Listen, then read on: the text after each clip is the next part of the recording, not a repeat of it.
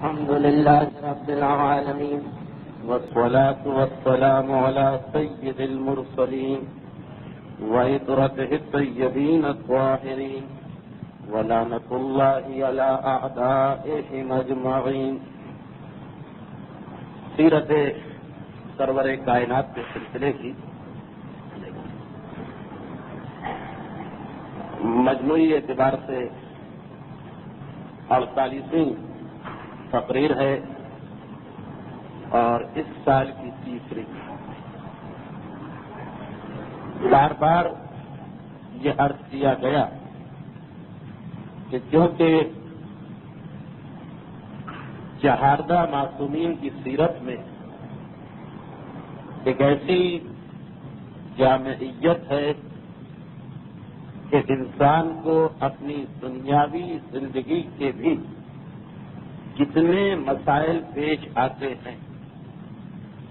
اگر ہم غور سے دیکھیں تو معصومین کی سیرت میں اس جیسا کوئی نہ کوئی واقعہ گزر چکا ہوتا ہے اور ہمارے لیے پھر یہ فیصلہ کرنا بہت آسان ہو جاتا ہے کہ اس موقع پر وہ کون سا طریقہ اختیار کیا جائے کہ انسان کو آخرت کا ثواب بھی ملے اور دنیاوی فائدہ بھی.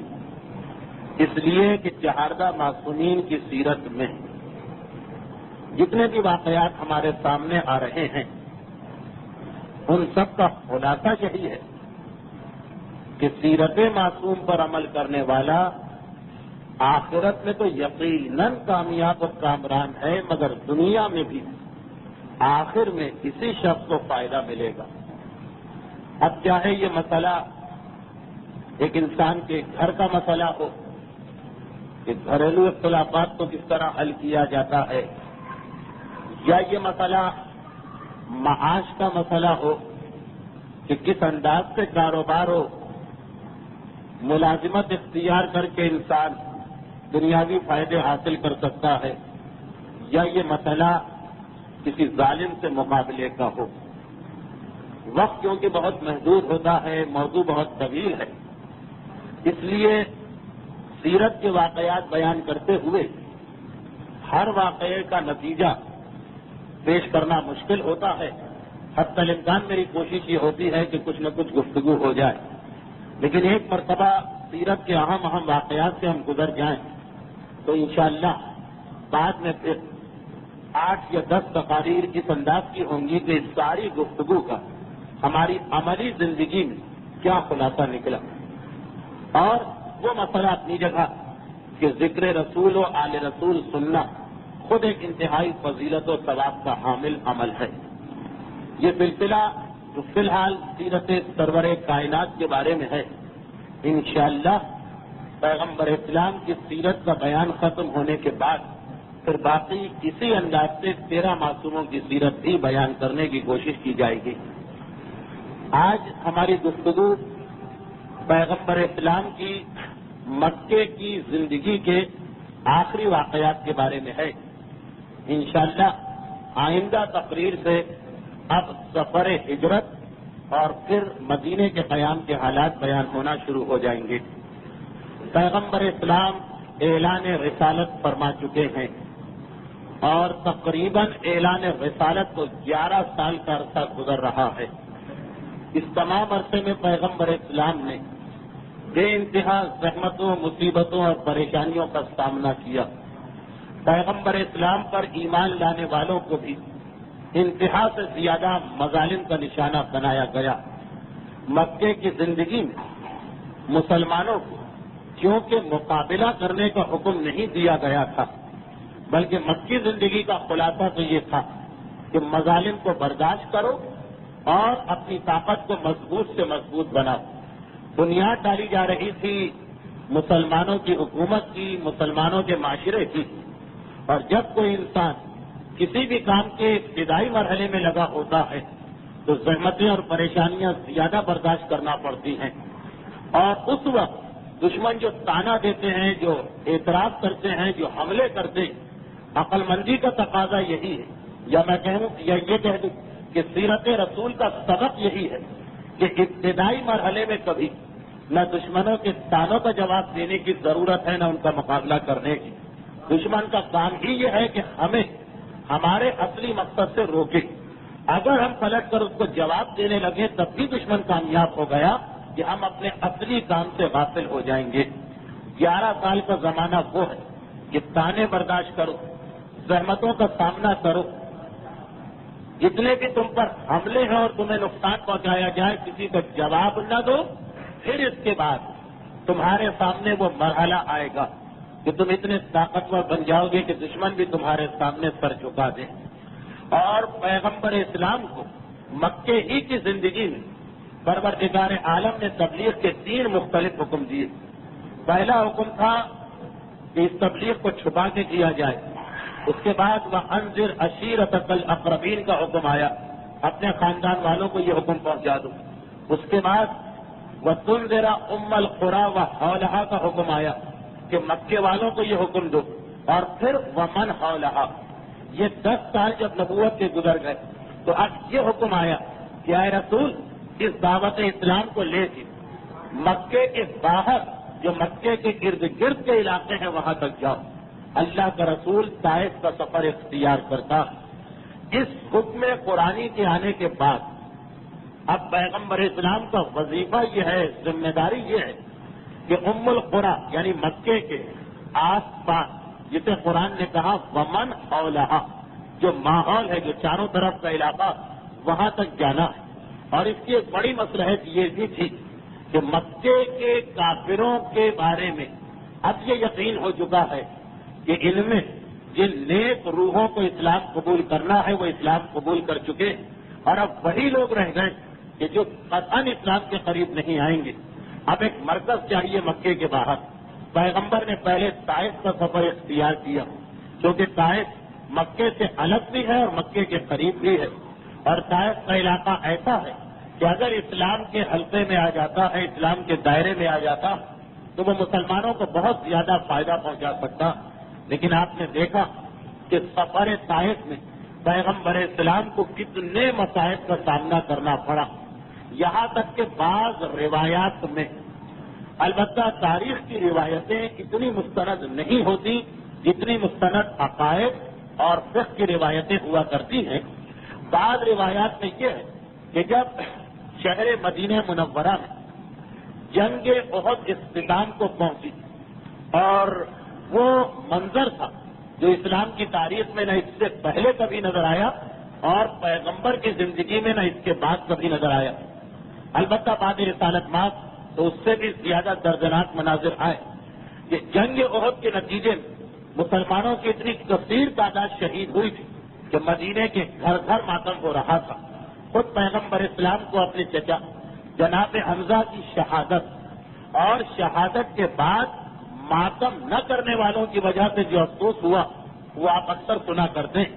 تو کسی نے آگے بڑھ کر سوال کیا کہ اللہ کے رسول یہ جنگ احد 70 مسلمان شہید ہوئے اور بڑے بڑے مسلمان، جناب حمزہ شہید ہوئے، پیغمبر اسلام کے دندان مبارک شہید ہوئے، خود جناب سیدہ کے شہر مدینہ سے نکل کر میدان احد میں جا پیغمبر اسلام کی مرہم پٹی اور تیمارداری کرنا پڑی۔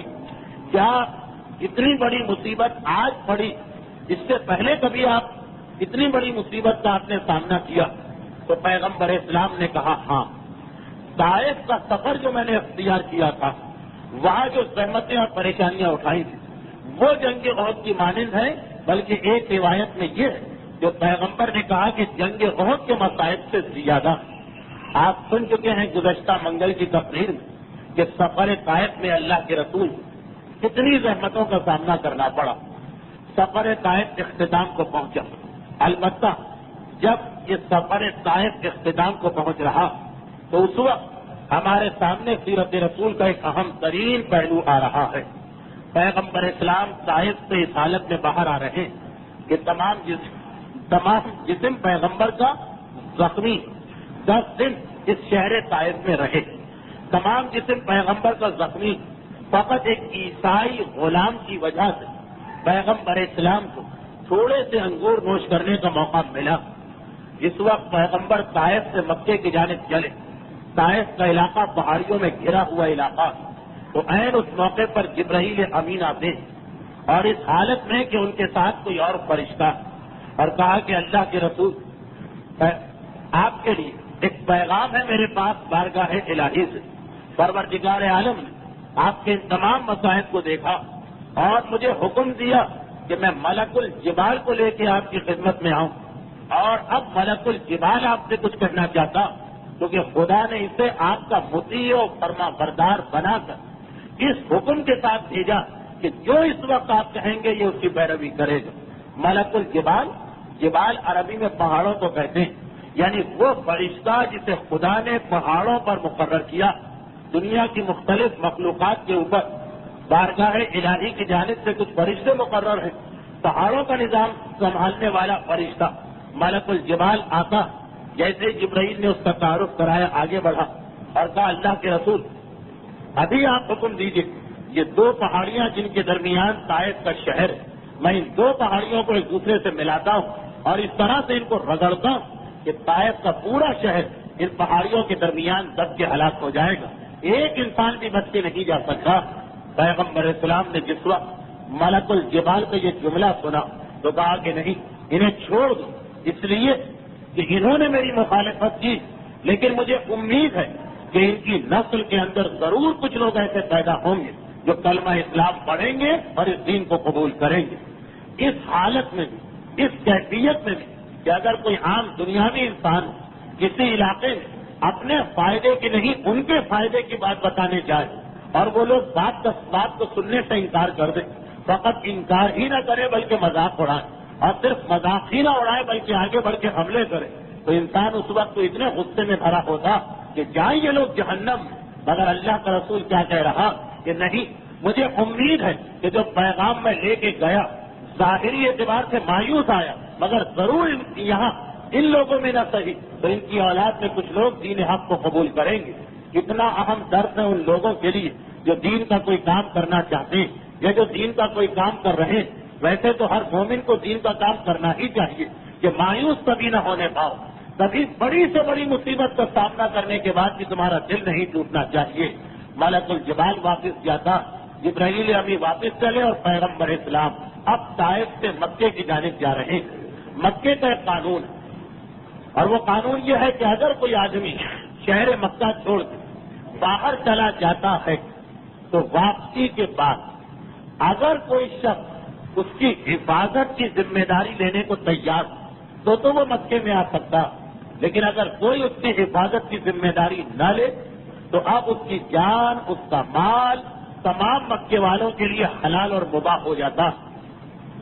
اب عام طور پہ یہ ہے کہ جب بھی کوئی آدمی مکے سے جاتا تو واپس آ کر اس کا اپنا قبیلہ، وہ قبیلہ تو وہی، وہ کہتا ہے کہ ہاں یہ ہمارا آدمی، مگر پیغمبر اسلام کا معاملہ ذرا مختلف ہو چکا۔ جناب ابو طالب کے انتقال کے بعد خاندان بنی ہاشم کی سرداری ابو لہب کے ہاتھ میں آ چکی، اور ابو لہب وہ تو علی اعلان یہ کہہ چکا ہے کہ میرا اپنے بھتیجے سے کوئی تعلق نہیں۔ اب پیغمبر اسلام اگر براہ راست مکے کے اندر آ جائیں تو ظاہری اعتبار سے مکے والوں کو بنی ہاشم یا جو ان کا ایک قانون ہے اس کی وجہ سے پیغمبر اسلام پہ حملہ کرنے کا موقع مل جائے گا۔ اللہ کے رسول اس سے پہلے کئی مرتبہ مکے سے باہر گئے تھے، مگر جب واپس آئے تو ابو طالب موجود تھے۔ یہ پہلا سفر ہے کہ واپس آئیں گے اور ابو طالب نہیں ہوں گے، اس لیے پیغمبر اسلام نے براہ راست مکے میں قدم نہیں رکھا۔ یہاں بھی ایک درس ہے ہمارے لیے، پیغمبر اسلام سے زیادہ بہادر کون ہے، پیغمبر اسلام سے زیادہ بے خوف کون، اور پیغمبر اسلام سے زیادہ اللہ کی ذات پہ بھروسہ کرنے والا کون۔ پیغمبر اسلام بھی اس بہادری کا مظاہرہ کر سکتے تھے کہ مجھے کسی سے ڈر و خوف نہیں، میں براہ راست مکے میں جاتا ہوں، مارا گیا تو شہید کہلاؤں گا، لیکن نہیں، پیغمبر بتا رہے ہیں کہ اللہ پہ اعتماد اور بھروسہ مومن کی نشانی، دنیاوی زندگی کے اندر اسے وہ سہارے یا وہ طریقے اختیار کرنا پڑتے کہ جس سے اپنے کام کو آگے بڑھایا جائے اور اپنی جان کی حفاظت کی فکر کی جائے۔ یعنی جس طرح اسلام میں شہادت ایک عظیم مرتبہ، اسی طرح اسلام میں خودکشی ایک گناہ بھی ہے اور ایک حماقت بھی۔ پیغمبر اسلام ابھی درس دے رہے کہ مجھے مکے میں آنا، لیکن مکے کا قانون جو کہ معلوم اس لیے میں براہ راست مکے میں نہیں جاؤں گا، پہلے کوشش کروں گا کہ اس طرح مکے میں جاؤں کہ اس قانون کی بھی پابندی ہو جائے۔ اب اللہ کا رسول طائف سے مکے کے قریب ایک مقام ہے نخلا، جو مکے سے تقریباً 30 میل کے فاصلے پر ہے، وہاں آ کے ٹھہر گئے پیغمبر اسلام۔ پیغمبر اسلام کے ساتھ اس سفر میں کوئی گیا تھا یا نہیں، اس میں تاریخ دانوں میں اختلاف ہے۔ بعض علماء کہتے ہیں کہ پیغمبر اکیلے گئے تھے، اور بعض کہتے ہیں کہ پیغمبر جناب زید ابن حارثہ کو لے کے گئے تھے۔ البتہ یہ تمام تاریخوں میں ہے کہ پیغمبر اسلام مولا کائنات کو مکے میں چھوڑ کے گئے تھے تاکہ خاندان بنی ہاشم کی جو خواتین ہیں، جو مقدرات ہیں، جناب فاطمہ ہے اور پیغمبر کا جو گھرانہ، ان خواتین کی حفاظت کا انتظام ہوتا رہے۔ لیکن زید ابن حارثہ کو اللہ کا رسول لے کے گیا، مکے سے 30 میل کے فاصلے پر پیغمبر اسلام ٹھہر گئے، اور اب کوشش کر رہے ہیں۔ یہ سارے الفاظ پیغمبر اسلام کی شان کے خلاف ہیں، لیکن چونکہ ہماری اردو زبان کی دامن میں بہت کم گنجائش ہے، اس لیے یہ الفاظ استعمال کرنا پڑ رہے ہیں۔ اب کوشش کر رہے ہیں کہ مکے میں اپنا خاندان ابو لہب کی وجہ سے اعلان نہیں کر سکتا، کیونکہ یہ اعلان کرنے کا حق فقط سردار کو حاصل ہے۔ کسی اور قبیلے کا کوئی سردار ایسا مل جائے جو پیغمبر اسلام کے لیے یہ اعلان کرے۔ اس دوران پیغمبر اسلام کو کئی دن کسی نخلا مقام سے گزر گئے، اور ایک مرتبہ یا نماز عشاء اور یا نماز شب، زیادہ تر علماء کہتے ہیں کہ نماز شب کا وقت تھا، اللہ کا رسول اسی گھاٹی کے اندر مصلی پر کھڑا ہوا نماز شب پڑھ رہا کہ جنوں کا ایک گروہ یہاں سے گزرا۔ یہ جن وہ تھے کہ جو یمن کے علاقے سے آ رہے تھے اور شام کے علاقے کی جانب جا رہے تھے۔ جس وقت وہ اس مقام سے گزرے تو ان کے کان میں ایک عجیب آواز آئی، ایسی پرکشش آواز کہ ان کے قدم رک گئے، یا اڑتے اڑتے وہ ٹھہر گئے اور پیغمبر اسلام کے قریب کھڑے ہوئے۔ پیغمبر اسلام کے کلام کو سنا، وہ اللہ کا کلام جو پیغمبر کی زبان پہ جاری تھا، اور اتنے متاثر ہوئے کہ نہ صرف یہ کہ اسی وقت پیغمبر کے ہاتھ میں اسلام قبول کیا، بلکہ یہ وعدہ کر کے گئے کہ اب ہم اپنی قوم میں جائیں گے اور اسلام کی تبلیغ کریں گے۔ سورہ مبارکہ احقاف کی آیت 29 سے آیت 33 میں پروردگار عالم نے جنوں کے اس پہلے گروہ کا تذکرہ کیا۔ یہ گروہ 7 یا 9 آدمیوں پر مشتمل تھا، اور جب یہ لوگ اپنی قوم میں گئے، وہاں جا کے انہوں نے تبلیغ کی تو ایک مرتبہ ایک بڑی تعداد آئی پھر پیغمبر اسلام کے ہاتھ سے اسلام قبول کرنے کے لیے۔ اب جو دوبارہ جن آئے جس کا تذکرہ سورہ جن کے اندر، یہ مکے میں، اس زمانے میں مکے سے باہر کا علاقہ تھا، آج تو خیر بالکل مکے کے درمیان مسجد جن جو جنت المحلہ کے قبرستان کے بالکل سامنے، اس مقام پر پیغمبر اسلام تشریف فرما تھے۔ جب جنوں کا دوسرا گروہ آیا جو پہلے گروہ کی وجہ سے تیار ہوا اسلام قبول کرنے پر، خیر وہ ایک بات کا واقعہ ہے اور بات کے مرحلے میں شاید آ جائے۔ پیغمبر اسلام طائف سے واپس نخلا مقام پہ ٹھہرے، نماز شب میں تلاوت فرما رہے ہیں قرآن کی، 7 یا 9 جنوں پر مشتمل پہلی جماعت یہ کلام سنتی۔ پیغمبر اسلام نے بعد میں ایک مرتبہ مسلمانوں سے یہ کہا بھی تھا کہ تمہیں کیا ہو گیا، تم ان جنوں کی پیروی کیوں نہیں کرتے جن جنوں نے مجھ سے کلام خدا سنا تھا اور اس کا بہترین جواب دیا تھا۔ کیونکہ جس وقت پیغمبر اسلام نماز شب میں مصروف تھے تو سورہ رحمان کی تلاوت کر رہے تھے، اور اس وقت جن یہاں سے گزرے ان کے قدم ٹھہر گئے تھے۔ جب کبھی فَبِأَيِّ آلَاءِ رَبِّكُمَا تُكَذِّبَانِ کی آیت پیغمبر کی زبان مبارک میں جاری ہوتی، جس کا ترجمہ یہ کہ اے جنوں اور انسانوں تم اپنے پروردگار کی کس کس نعمت کو جھٹلاؤ گے، تو جن بے اختیار کہتے وَلَا بِشَيْءٍ مِّن نِعْمَةِ رَبِّنَا نُكَذِّبُ، کہ ہم اپنے پروردگار کی کسی نعمت کو نہیں جھٹلاتے۔ شہر مدینہ میں اللہ کا رسول ایک مرتبہ مسلمانوں سے یہ کہتا کہ تمہیں کیا ہو گیا، تم جنوں کی پیروی کیوں نہیں کرتے ہو؟ کہ جن جب سورہ رحمان کی آیت پر پہنچتے تھے فَبِأَيِّ آلَاءِ رَبِّكُمَا تُكَذِّبَانِ، تو آگے نہیں بڑھتے تھے، پہلے اعلان کرتے تھے وَلَا بِشَيْءٍ مِّن نِعْمَةِ رَبِّنَا نُكَذِّبُ۔ اے مسلمانوں، تمہارا بھی یہ فریضہ کہ سورہ رحمان کی ان آیتوں کے وقت چاہے پڑھ رہے ہو چاہے سن رہے ہو، ضرور یہ اعلان کرو کہ وَلَا بِشَيْءٍ مِّن نِعْمَةِ رَبِّنَا نُكَذِّبُ، ہم اپنے خدا کی کسی نعمت کو نہ تکذیب کرتے ہیں نہ انکار کرتے ہیں۔ تو ایک سنت اسلام میں قرار پائی۔ یہ جملہ مستحبات میں سے ہے، واجبات میں سے تو نہیں کہ سورہ رحمان کی تلاوت کے وقت انسان اس کو دہرائے۔ یہ سفر طائف سے واپسی کے وقت پیغمبر اسلام نے سورہ رحمان کی تلاوت کر کے جنوں سے حاصل کر کے ہم تک پہنچایا. خیر پیغمبر اسلام اس مقام پر ٹھہرے ہوئے. سب سے پہلے مکے کے ایک سردار جس کا نام تھا اخنس ابن شریف، یہ پیغمبر اسلام کی والدہ جناب آمنہ بنت وہب کا رشتہ دار ہے. مدینے کا رہنے والا تھا، بعد میں ہجرت کر کے مکے میں آ گیا. مکے کے بڑے سرداروں میں سے ایک تھا. سب سے پہلے پیغام اس تک پہنچایا کہ میں مکے میں آنا چاہتا ہوں اور تمہاری اور میری رشتہ داری. اس نے ایک مرتبہ جواب دیا کہ میں مجبور، کیونکہ میں مکے کا اصلی باشندہ نہیں. مکے میں ایک مسئلہ یہ بھی کہ اگر مکے میں کوئی باہر سے آئے اور ہجرت کر کے رہنے لگے تو وہ بھی نہیں رہ سکتا. اسے پہلے مکے کے کسی اصلی اور قدیم باشندے سے مدد مانگنا پڑتی. وہ مکے کا اصلی باشندہ اعلان کر دے کہ میں اس کو اپنی پناہ میں لیتا ہوں. اس کو عربی میں حلیف کہتے ہیں، حلیف، کہ یہ میرا حلیف. تو اس نے کہا کہ میں تو خود مدینے سے آیا ہوں ہجرت کر کے، میں تو خود مکے میں مہاجر، میں تو کسی اور قبیلے کے سردار کی پناہ میں ہوں، تو میرا تو آپ کو پناہ دینا بالکل بیکار ہوگا. پیغمبر نے پھر ایک دوسرے سردار سہیل ابن عمر کو پیغام بھجوایا. یہ سہیل ابن عمر وہی جس نے صلح حدیبیہ کے معاہدے پر مکے کی نمائندگی کی اور اس وقت بڑا شدید اعتراض کیا تھا کہ جب مولا کائنات نے اس صلح حدیبیہ کے معاہدے پر رسول کے نام کے ساتھ رسول کا لقب بھی لکھا، تو یہی تھا جس نے کہا کہ اگر ہم رسول اللہ مان لیں تو جھگڑا ہی کس بات کا ہے. وہ سہیل ابن عمر مسلمانوں کے قدیم دشمنوں میں سے ایک، مگر پیغمبر اسلام اسے پیغام بھجوا رہے ہیں. اس نے صاف صاف منع کر دیا کہ ہم تمہاری جان کے دشمن ہیں اور تم ہم سے کہہ رہے ہو کہ ہم تمہارے لیے اعلان کریں. پھر پیغمبر ہے ایک تیسرے آدمی جس کا نام مطعم ابن عدی، یہ وہی آدمی ہے کہ جس کی رشتہ داری پیغمبر اسلام سے جناب عبد المطلب کے ذریعے ہے، اور جب شیب ابی طالب میں یہ خاندان میسور تھا تو اس نے اپنے بیٹوں کے ذریعے پیغمبر اسلام کے گھرانے کو اکثر غذا بھجوائی تھی. پیغمبر اسلام نے اپنے قاصد کو اس تک بھیجا، یہ تیار و راضی ہو گیا. پیغمبر نکلا سے نکل کے رات کی تاریکی میں مکے میں داخل ہوئے اور اس کے مکان میں پہنچے. رات یہاں گزاری، نماز صبح کے وقت حرم میں داخل ہوئے. جیسے ہی پیغمبر حرم کی جانب چلے، مطعم ابن عدی نے ایک مرتبہ اپنے خاندان والوں سے، جس میں اس کے بیٹے، داماد اور بھائی، یہ 10 نوجوان تھے، ان سے کہا کہ ننگی تلواریں لے کے چلو اور میں بھی تمہارے ساتھ ساتھ آ رہا ہوں. یہ بوڑھا تھا تو اونٹ پہ سوار ہوا. 10 نوجوان اس کے خاندان کے حرم کے قریب گئے. پیغمبر اسلام سے ذرا فاصلے پر پھیلے ہوئے.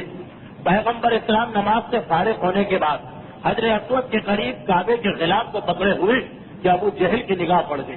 ایک مرتبہ بے اختیار پکارا کہ مکے والوں آ جاؤ، تمہارا دشمن تمہارے قابو میں آ گیا. سب سے پہلے ابو جہل نے دیکھا اللہ کے رسول، آگے بڑھو اور اس کے اوپر حملہ کرو، ایسا موقع پھر تمہیں کبھی نہیں ملے گا. ایک مرتبہ مطعم ابن عدی، ویسے تو یہ سرداران قریش میں ہے، پیغمبر اسلام کے مخالفوں میں ہے، وہ آگے بڑھا اور کہا کہ سن لو، یہ نوجوان اس وقت میری پناہ میں آیا ہوا اور میں نے اس کی حفاظت کی ذمہ داری لی. اس پر حملے کا مقصد ہے مجھ پہ حملہ کرنا. ابو جہل گھبرا گئے، کہا کہ اے مطعم، کیا تم بھی ہمارا دین چھوڑ کر اس کے دین میں داخل ہو گئے؟ کہا کہ نہیں، میں اسی دین میں ہوں جو تمہارا دین، مگر جو عرب کی ایک شرافت ہے یا جو عرب کا ایک قانون، اس نے مجھ سے پناہ کی درخواست کی تو میں نے اس کو پناہ دے دی. ابو جہل یہ سمجھتا کہ اس وقت کسی بڑے سردار کو ناراض کرنا ہمارے خلاف چلا جائے گا. کہا کوئی بات نہیں، اگر یہ تمہاری پناہ میں ہے تو سمجھ لو کہ ہماری پناہ میں ہے، ہم اس سے کچھ نہیں کہتے. پیغمبر اسلام شام تک حرم میں رہے. شام کو واپس آئے مطعم کے بعد اور کہا کہ بس آج میں اس لیے آیا کہ کل رات کو تو نے مجھے پناہ دی تھی، اب میں یہ پناہ واپس کرنے آیا ہوں، مجھے قطعاً اس کی ضرورت نہیں. گھبرا کے اس نے پوچھا کیا بات؟ کہا کہ بس ایک دن سے زیادہ کسی مشرک کی پناہ میں رہنا یہ رسول کی شان کے خلاف ہے. اب مجھے تیری پناہ نہیں چاہیے، اور یہ اعلان بھی پیغمبر نے حرم کی سرزمین پہ کر دیا تھا. اب پیغمبر کا اس طرح آنا، پناہ لینا اور پھر پناہ واپس کرنا، یہ بتا رہا کہ پیغمبر اسلام کو اس کی قطعاً ضرورت نہیں، لیکن مسلمانوں کے لیے ایک درس ہے کہ کبھی کبھار یہ ہو سکتا کہ انسان کو کسی کافر و مشرک کی پناہ لینا پڑے، یا اس سے مدد لینا پڑے، یا اسے اپنے ساتھ ملانا پڑے. ہم اور آپ پیغمبر اسلام کی طرح کا نہ عقیدہ رکھ سکتے، نہ ہمارے لیے وہ احکامات ہیں جو رسول کے لیے تو ایک دن سے زیادہ صحیح نہیں. ہمیں یہ بتایا گیا کہ کبھی حالات کے تحت، مصلحتوں کے تحت کسی کافر اور مشرک کی پناہ بھی اختیار کی جا سکتی، اور اگر موجودہ حالات سے میں اس کی مطابقت کروں تو آپ کی سمجھ میں آ جائے گا کہ ایک بہت بڑا اعتراض جو کیا جاتا ہے انقلاب اسلامی ایران پر، اس واقعے کی مدد سے وہ ختم ہوا جاتا، لیکن چونکہ وقت بہت محدود ہے اور آپ میں سے ہر ایک کے سامنے یہ اعتراضات ہیں، اس لیے زیادہ تفصیل میں جانا مناسب نہیں۔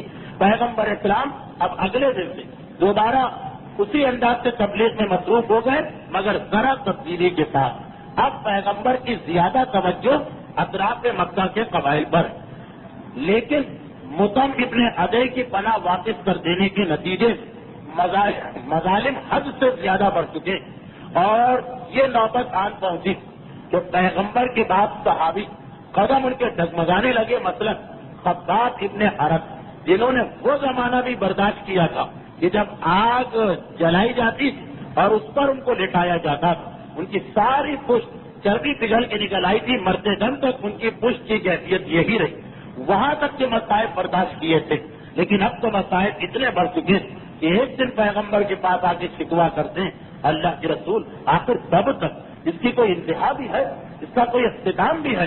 تو پیغمبر اسلام کو جلال آ گیا اور کہا کہ تم نے ابھی کچھ مسائل برداشت نہیں کیے، مظالم تو تم سے پہلے کی امتوں نے برداشت کیے، جن کے سروں کو آرے سے چیرا گیا تھا، جن کے جسم کو آگ میں ڈال کے جلایا گیا تھا۔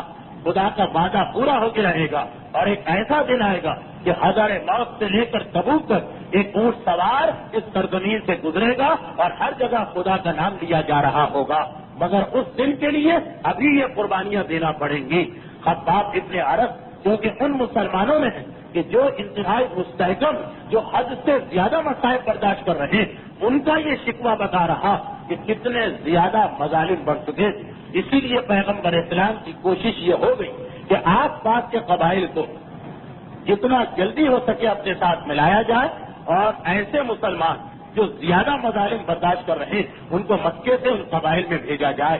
لیکن وہاں بھی یہی مسئلہ کہ آس پاس کے قبائل قریش سے بہت زیادہ ڈرتے، ان کے بہت زیادہ اثر میں ہیں، کچھ ڈرتے ہیں اور کچھ متاثر کہ بھائی قریش کے لوگ تو کبھی غلط بات نہیں کہہ سکتے، اسی لیے اسلام میں ایک اہم ترین بات یہ بتائی گئی کہ کبھی کسی کی شخصیت سے اتنی اندھی عقیدت و محبت نہ رکھو کہ اس کی غلط بات کو بھی اس لیے صحیح مان لو کہ بھائی وہ تو بہت قابل احترام ہے، وہ تو بہت بلند ہے، وہ تو اتنے اہم مقام پر ہے کہ کبھی کوئی غلط کام کرے گا ہی نہیں، جس طرح اطراف کے قبائل کا نظریہ تھا کہ قریش خانہ کعبہ کے مجاور و محافظ و ٹرسٹی ہیں، وہ تو کوئی غلط بات کہہ ہی نہیں سکتے۔ یہیں سے ساری خرابیاں شروع ہوتی جب ایسی انسی عقیدت دلوں میں پیدا ہو جاتی۔ پیغمبر اسلام بہرحال اپنے کام میں مصروف ہیں، اس دوران پیغمبر نے 100 سے زیادہ قبیلوں سے ملاقات کی۔ اب ان قبیلوں کا جواب کیا تھا؟ بطور مثال کچھ باتیں میں بیان کیے دیتا ہوں۔ پیغمبر قبیلہ بنو بکر کے اندر جاتے ہیں، قبیلہ بنو بکر نے سنا کہ پیغمبر کیا پیغام لے کے آئے۔ اچھا، پیغمبر اسلام نے یہ بھی بار بار بتایا کہ اسلام قبول کرنے سے دنیا بھی تمہیں ملے گی، فقط آخرت کی بات نہیں۔ قبیلہ بنو بکر سے کہا کہ یہ اللہ کا پیغام ہے جو میں لے کے آ رہا ہوں، اور اگر تم نے اسے قبول کر لیا تو ایک وہ دن آئے گا کہ جو فارس کا علاقہ جس سے بنو بکر والے سب سے زیادہ ڈرتے، بہت بڑی طاقت تھی اس زمانے میں، ایران کی آتش پرست حکومت کی طاقت، سپر پاور تھی، ایک دن آئے گا کہ وہاں پر تمہارے قدم پہنچیں گے، تم ان کی عورتوں سے شادی کر رہے ہوگے اور ان کے مرد تمہارے غلام بنیں گے۔ پیغمبر اسلام نے ان کو یہ دوسری باتوں کے علاوہ ایک دنیاوی خوشخبری بھی سنائی۔ بنی بکر کا قبیلہ ایک ایسے مقام پہ تھا کہ جو بالکل ایران کی طرف سے ملا ہوا تھا، اور ان کی نگاہ میں تو ایران ایک بہت بڑی چیز تھی اس زمانے کے اعتبار سے۔ خیر، پیغمبر اسلام نے پیغام پہنچایا اور انہوں نے پیغمبر کی بات کو یہ کہہ کے رکھ دیا کہ جب تمہاری قوم تمہاری بات نہیں مان رہی تو ہم کیسے تمہاری بات مانیں، ضرور اس میں کوئی خرابی۔ پیغمبر اسلام واپس آئے۔ ابو لہب اور ابو جہل نے آپس میں یہ ذمہ داری بات لی کہ جب کبھی پیغمبر اسلام کسی قبیلے میں جائیں گے، ان میں سے جس کو اطلاع ملے گی وہ پیغمبر کے ساتھ ساتھ جائے گا، اور وہاں جا کر پیغمبر کے خلاف پروپیگنڈا۔ جیسے ہی پیغمبر واپس ہوئے فوراً ابو لہب پہنچا اور ایک مرتبہ کہا کہ یہ نوجوان تمہارے یہاں آیا تھا، جو کچھ کہہ کے گیا ہے اس کی کسی بات کو نہ ماننا، اس لیے کہ معاذ اللہ یہ بالکل مجنون و پاگل، انہوں نے کہا کہ ہم بھی یہی سمجھ رہے، وہ ایران کے بارے میں کہہ رہا ہے کہ وہاں ہم پہنچ جائیں گے اور ان کی عورتوں سے ہماری شادی ہوگی اور ان کے مرد ہمارے غلام بنیں گے۔ جس طرح اگر کوئی آدمی آج کسی کمزور ترین ملک کو امریکہ کے بارے میں یہ خبر دے دے تو یہی کہا جائے گا کہ یہ تو پاگل پنے کی بات کر رہا۔ سوچنے کی بات ہے کہ ایران کی فساد سے 15 سال پہلے عرب کے علاقوں میں یہ اتنی ناممکن بات تھی کہ اس کا تذکرہ کرنے کا مقصد ہے انسان اپنے آپ کو پاگل کہلوائے، اور پھر ہم دیکھیں کہ کتنے جلد مسلمانوں کو اتنی طاقت ملی۔ یہ قبیلے کی بات ہے۔ اب ایک اور دوسرا قبیلہ بنو شیبان، جن کی تعریف پیغمبر نے بھی کی کہ ٹھیک ہے تم نے جو بھی تمہارا اپنا اصول ہے اس کے اعتبار سے صحیح بات کری۔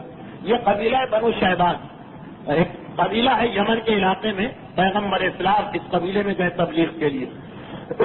جب وہاں پہنچے تو اتفاق سے اس وقت سارا قبیلہ ایک جگہ جمع تھا۔ ان کے 3 بڑے سردار تھے۔ سب سے پہلے جو سردار ملا پیغمبر کو خیمے میں، جہاں پوری ایک قسم کی میٹنگ ہو رہی تھی اور پورا قبیلہ بیٹھا ہوا، اس کا نام مفروض تھا۔ اس نے پیغمبر سے پوچھا کہ آپ کون ہیں؟ پیغمبر اسلام کے ساتھ پیغمبر کے ایک صحابی تھے، انہوں نے تعارف کرایا۔ پوچھا ٹھیک ہے آپ اللہ کے رسول ہیں تو آپ کیا پیغام لے کے آئے؟ سورہ انعام کی کچھ آیتوں کی پیغمبر اسلام نے تلاوت۔ ایک مرتبہ وہ متاثر ہو، لیکن کہا کہ ہماری دینی رہبر دوسرے سردار کے ہاتھ میں ہے جس کا نام ہانی، وہ برابر میں بیٹھا، یہ میرا بھائی ہانی ہے، دین کا مسئلہ آ گیا تو یہ فیصلہ کرے گا۔ ہانی نے ایک مرتبہ کہا کہ جو کلام تو نے کہا یہ بالکل سچا، مگر ہمیں پتا ہے کہ اگر ہم نے اس کو قبول کر لیا تو ہمیں بڑی بڑی طاقتوں سے جھگڑا کرنا پڑے گا، اور ہمارے یہاں فوجی قیادت تیسرے سردار کے ہاتھ میں ہے جس کا نام مسنہ ہے، اس سے بات کرو۔ پیغمبر اسلام تیسری نشست پہ پہنچے، 3 برابر سے کرسیاں رکھی ہیں، سمجھ لیجیے۔ مسنہ نے کہا تھا سنو، ہمارا مسئلہ ہے کہ ہم یمامہ اور وسامہ کے بیچ میں، یمامہ یمن کا علاقہ، وسامہ ایران کا علاقہ، اور چند مہینے پہلے ایران کے بادشاہ نے ہم پر لشکر بھیجا اور بڑی مشکل سے صلح نامے پہ دستخط ہوئے۔ وہ صلح نامہ یہ کہتا کہ ہم نے ایران کے بادشاہ کی اطاعت کو قبول کر لیا، اب ہم اور کسی کی اطاعت میں نہیں جا سکتے۔ تو اے نوجوان، تیرا پیغام بالکل سچا ہمیں بھی لگ رہا، لیکن جو کہ ایک وعدہ ہم پہلے کر چکے اس لیے اب ہم اس وعدے کو توڑ کر خطرہ مول نہیں لینا چاہتے۔ پیغمبر نے کہا بہرحال اسلام قبول نہیں کیا آپ لوگوں نے، لیکن بات بالکل ٹھیک بیان بیان کر دی، یہ کہ معاذ اللہ تم جادوگر ہو یا ساحر ہو یا پاگل ہو یا تمہاری قوم تمہاری بات نہیں مانتی، ایک اصول کی بات کی۔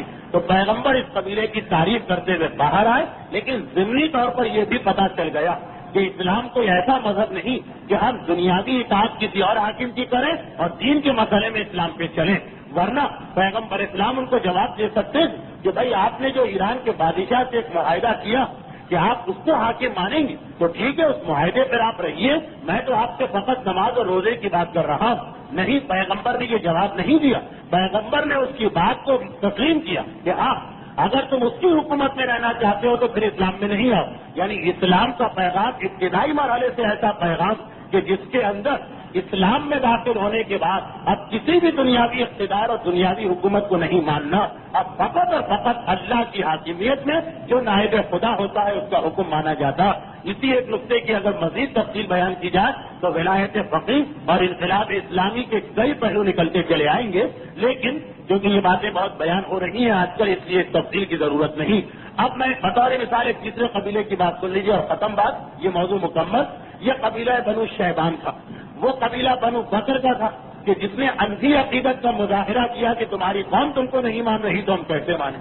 قبیلہ بنو شیبان نے ایک ذرا منطق کی یا عقل کی بات کری، اگرچہ وہ منطق و عقل بالکل غلط لیکن ان کے اعتبار سے صحیح۔ ایک تیسرا قبیلہ سنیے جس کا نام ہے قبیلہ بنو عامر۔ یہ لوگ حج کے لیے آئے ہوئے تھے جو اس زمانے کا حج تھا۔ پیغمبر اسلام اس قبیلے میں پہنچے۔ اب یہ قبیلہ بھی سمجھدار تھا اور اس قبیلے کے ایک نوجوان تھا بحیرہ ابن فراس۔ وہ بحیرہ جب پیغمبر کی تقریر مکمل ہوئی تو کھڑا ہو گئے اور اس نے کہا، پہلے جملہ تو اپنی قوم سے کہا کہ خدا کی قسم یہ نوجوان اگر میرے ساتھ مل جائے تو میں ساری دنیا کو شکست دے دوں۔ یہ جو پیغمبر اسلام کا طریقہ تبلیغ اس نے دیکھا کہ اس کی زبان میں اتنا اثر کہ اگر یہ میرے ساتھ مل جائے تو ساری دنیا کے اوپر میں اپنا اثر اور اقتدار قائم کر لوں۔ مگر پلٹ کے پیغمبر سے ایک بات کہتا اور کہتا ہے کہ نوجوان ایک بات بتا دے، اگر ہم تمہارا ساتھ دیں اور اس کے نتیجے میں جب کبھی یہ اقتدار اور حکومت تجھے مل جائے گی تو کیا تو یہ وعدہ کرتا ہے کہ اپنے بعد اپنا جانشین جو بنائے تو اس میں ہمارا بھی حصہ رکھے؟ ہم ساتھ دیں گے تیرا، مگر تیرے بعد جب تو چلا جائے گا اس دنیا سے، پھر جو اس حکومت کا نظام سنبھالے گا اس میں ہمارا بھی حصہ ہونا چاہیے۔ یہ نہیں کہہ رہے کہ خلیفہ ہمارا بننا چاہیے، نہیں، 2-4 وزارتیں ہم کو مل جائیں لیکن کچھ نہ کچھ حصہ ضرور ہم کو ملنا چاہیے۔ پیغمبر اسلام نے ایک عجیب جواب دیا۔ پیغمبر اسلام نے کہا کہ یہ اختیار میرا ہے ہی نہیں، یہ اللہ کا دین ہے اور اس میں اللہ ہی یہ فیصلہ کرے گا کہ میرے بعد کیا ہونے والا۔ یہ سننا جو اس نوجوان بحیرہ، اب دیکھیے اس کو یقین کامل ہے کہ پیغمبر کا ساتھ دینے سے ہمیں دنیاوی اقتدار بھی مل کے رہے گا، مگر وہ پلٹ کے کہتا کہ واہ، ہم ایسے احمق و نادان نہیں کہ تیروں اور تلواروں کا سامنا کرنے کے لیے تو ہمارا سینہ، اور جب فائدے کی بات آ جائے تو دوسرے لوگوں کو فائدہ حاصل کریں اور مزے اڑائیں، ہم اس پیغام کو قبول نہیں کریں گے۔ اب اس کو بھی اور اس کے قبیلے کو بھی یقین ہو رہا تھا پیغمبر پر۔ یہ لوگ جب واپس پہنچے اپنا حج مکمل کر کے، تو اس قبیلے میں کچھ بوڑھے لوگ بھی تھے جو سفر حج پہ نہیں جاتے تھے کمزوری اور بڑھاپے کی وجہ سے۔ ان میں سے ایک بوڑھے نے پوچھا کہ بھائی دوران حج کیا واقعات پیش آئے؟ تو طریقہ ہوتا مسافروں سے سارے حالات بیان کرتے ہوئے یہ کہا کہ قریش میں ایک نوجوان ہم کو ایسا بھی ملا۔ بس جب یہ سننا تو ایک مرتبہ اس بوڑھے نے اپنا سر پیٹ لیا اور سر پکڑ کے بیٹھ گیا، کہا کہ افسوس تم نے کتنے بہترین موقع کو ہاتھ سے گنوا دیا، خدا کی قسم بنی اسماعیل میں کوئی شخص نبوت کا جھوٹا دعویٰ کر ہی نہیں سکتا، اور کاش یہ گیا ہوا وقت دوبارہ واپس آ جائے۔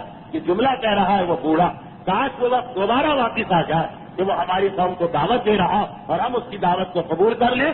آج تم واپس آ گئے، ایک دن تمہیں پچھتانا پڑے گا کہ کیسا بہترین موقع تم نے کھو دیا۔ تو ہر قبیلے میں 2, 4, 5 ایسے افراد تھے جو اس قسم کے خیالات رکھتے تھے، لیکن قبیلے والوں کی اکثریت یا قریش کے ڈر سے یا پیغمبر اسلام کے پیغام کی سختیوں کی وجہ سے پیغمبر اسلام کے پیغام کو قبول کرنے پہ تیار نہیں ہو رہی۔ البتہ جس شخص ذرا بھی یہ صلاحیت ہے کہ مجھے کیا غرض میری قوم کس کے ساتھ ہے، مجھے کیا غرض کہ میرا قبیلہ کس کے ساتھ ہے، میں تو اپنی عقل کی بات کروں گا، وہ اپنے قبیلے سے کٹ کے آتا ہے اور پیغمبر کے ہاتھ میں اسلام قبول کرتا۔ بطور مثال سوید ابن صامت، یہ وہ شخص ہے جس کی وجہ سے سورہ لقمان نازل ہوا، قرآن کریم کا 31واں سورہ۔ یہ مدینے کے قریب ایک قبیلے کا رہنے والا تھا، آیا ایک مرتبہ مکے میں، یہاں اس کو اطلاع ملی کہ پیغمبر اسلام جس طرح تبلیغ کر رہے ہیں تو وہ پیغمبر کے قریب آئے اور کہا کہ آپ کا پیغام کیا ہے؟ پیغمبر نے کچھ آیتیں قرآن کی سنائی، بڑا متاثر ہوا اور کہا کہ میرے پاس بھی ایک کتاب ہے جس کا نام ہے مجلہ لقمان، جناب لقمان کے ارشادات پر مشتمل ایک کتاب اس کے پاس تھی، اس میں بھی بڑی اچھی اچھی باتیں لکھی۔ یہ کہہ کہ اس نے وہ کتاب کھولی اور کچھ باتیں پیغمبر کو سنائی۔ پیغمبر اسلام نے کہا مگر جناب لقمان کے بارے میں اس سے بہتر میرے پروردگار نے مجھے بتایا، اور اسی وقت سورہ لقمان نازل ہوا۔ پیغمبر نے پورا سورہ لقمان اسے سنایا۔ اب یہ وہ آدمی جو پہلے سے ذرا کچھ علم رکھتا ہے، سمجھ رکھتا ہے، عقل رکھتا ہے، اس کے پاس جناب لقمان کی خود ایک کتاب ہے، لیکن جب سورہ لقمان اس نے سنا، آپ کو یاد ہوگا کہ 2 سورے ایسے ہیں کہ جنہوں نے ایک انقلاب سے برپا کیا افراد کی زندگیوں میں، 2 شخصیتوں کے سورے۔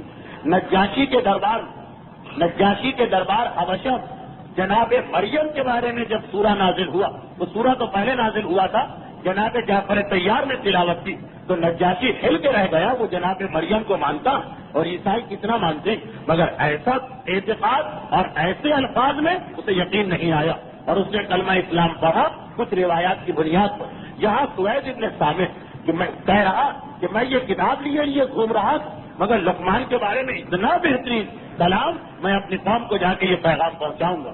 واپس گیا، مگر اس سے پہلے کہ تبلیغ کرے ایک جنگ ہوئی اور اس میں وہ مارا گیا۔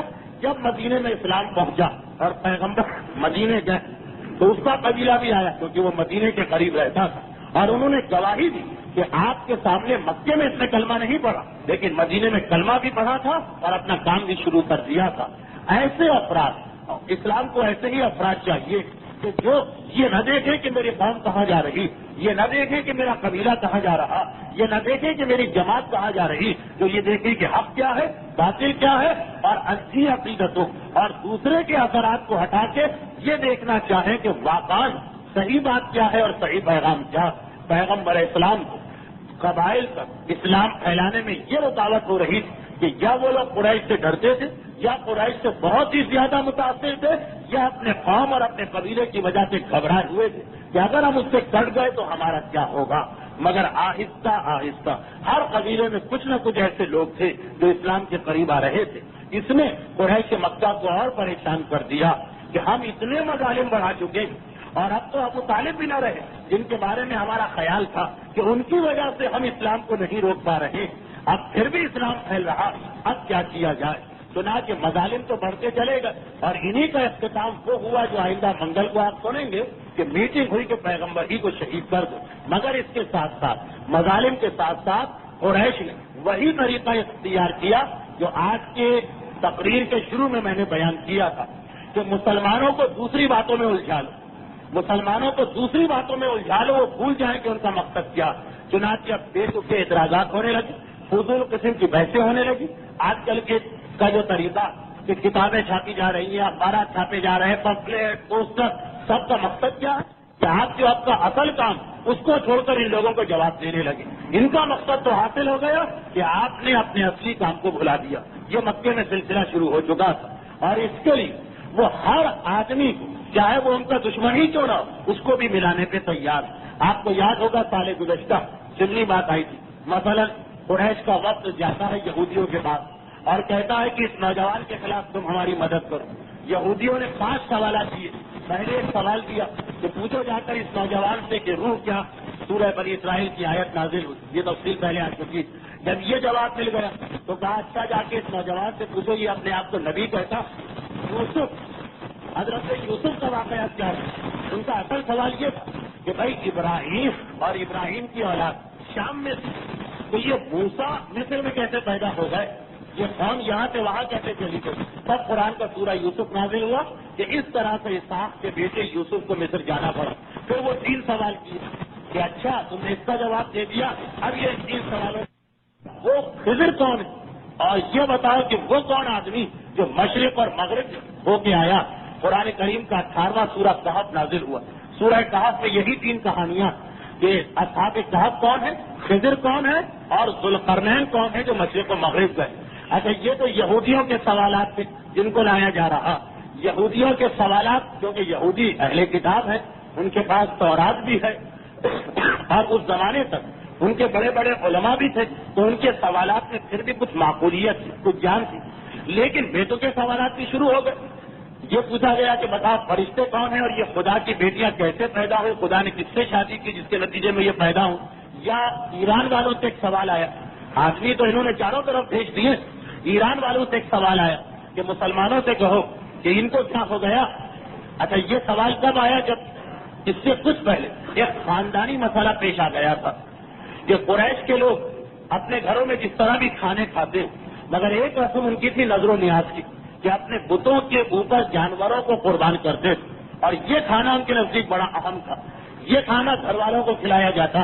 اب جو نوجوان مسلمان ہو گئے ہیں, جو عورتیں مسلمان ہو گئی ہیں, جو بزرگ مسلمان ہو گئے ہیں وہ انکار کر دیتے. جھگڑا بڑھ گیا کہ یہ تو نظر و نیاز کا مقدس کھانا, اس کو آپ کیوں انکار کر رہے ہیں. پہلے تو انہوں نے آ کے ان نوجوانوں نے مسلمانوں نے رسول سے پوچھا تو قرآن کی آیت نازل ہو گئی کہ لا تاکلوا مما لم یذکر اسم اللہ علیہ, کہ خبردار وہ چیز نہ کھانا جس کے اوپر اللہ کا نام نہ لیا گیا. لیکن جھگڑے بڑھنے لگے ہر گھرانے کے اندر, ہر خاندان میں. یہ ان لوگوں کو کیا ہو گیا, اس طرح سے توہین کر رہے ہیں. ان لوگوں نے ایک ہی جواب دیا کہ جب تک کہ جانور ذبح نہیں ہوگا ہمارے رسول نے منع کیا. ایرانیوں کو یہ اطلاع مل گئی جو مجوسی, وہاں سے ایک اعتراض آیا جو ابھی تک گھما پھرا کے کیا جاتا. کہا کہ واہ کتنے عجیب ہیں یہ مسلمان, اگر اللہ کسی جانور کو مار دے تو نہیں کھاتے اور خود مار دے تو اس کا گوشت بڑے شوق سے کھا لیا کرتے. یہ اعتراض جس کا جواب بھی سورہ انعام میں آیا, سورہ انعام میں اس اعتراض کا جواب بھی آیا, مگر یہ اعتراض 1400 سال پرانا کہ اللہ اگر کسی جانور کو مار دے جو ہماری فقہ میں مردار ہے, نجس ہے, پھینک دو اٹھا کے, وہ حرام ہے. اور خود اگر کسی جانور کو مارو تو وہ بالکل حلال اور پاک ہے اور اس کو کھایا جا سکتا. اب بے تکے اعتراضات کی ایک فصل شروع ہو گئی. پیغمبر اسلام کہیں سے گزرتے ان کو روک لیا جاتا. نضر ابن حارث کا واقعہ تو بڑا مشہور ہے. ایک مرتبہ پیغمبر اسلام حرم میں آئے. اب حرم وہ جگہ ہے جہاں سب مل جاتے. جب پیغمبر اسلام حرم میں داخل ہوئے تو دیکھا کہ قریش کی ایک بیٹھک جمی اور وہاں پہ ولید ابن مغیرہ اور نضر ابن حارث وغیرہ بیٹھے ہیں، یہ بڑے بڑے مخالف پیغمبر اسلام تھے. اور نضر ابن حارث کہہ رہا کہ اگر کبھی مجھے یہ مل گئے اب تو میں ان پر ایک ایسا اعتراض کروں گا کہ وہ جواب نہیں دے سکیں. اور اتفاق سے ہے اسی وقت پیغمبر داخل ہوئے یہاں پر. نضر ابن حارث نے اشارے سے بلایا اور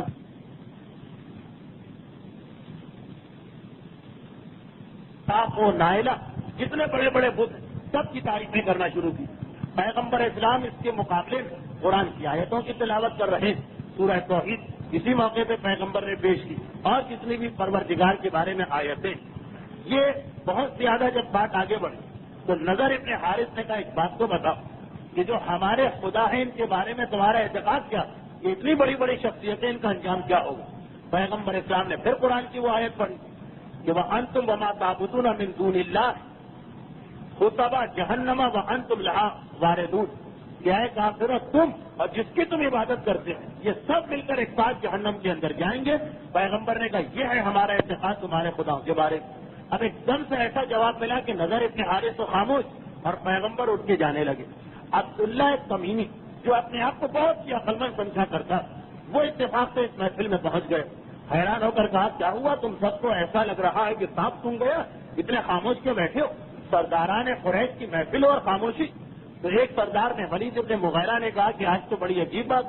نضر ابن حارث نے یہ کہا کہ یہ اس نوجوان کو آج شکست دے گا، مگر اس نے نضر ابن حارث کی نے اس طرح گفتگو کی کہ آج تو ہمارے سارے خدا جہنم کے اندر چلے گئے.